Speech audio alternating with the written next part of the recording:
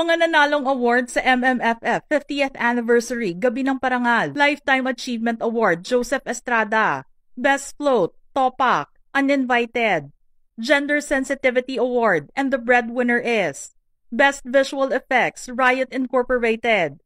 Best Child Performer Sienna Stevens. Best Musical Score Vincent De Jesus. Best Sound of the Movie Ditoy Aguila. Best Original Theme Song, Ang Himala Ay Nasa Puso by Juan Carlos. Best Editing, My Future You. Best Cinematography, Green Bones. Best Production Design, The Kingdom. Best Supporting Actress, Kaki Teodoro.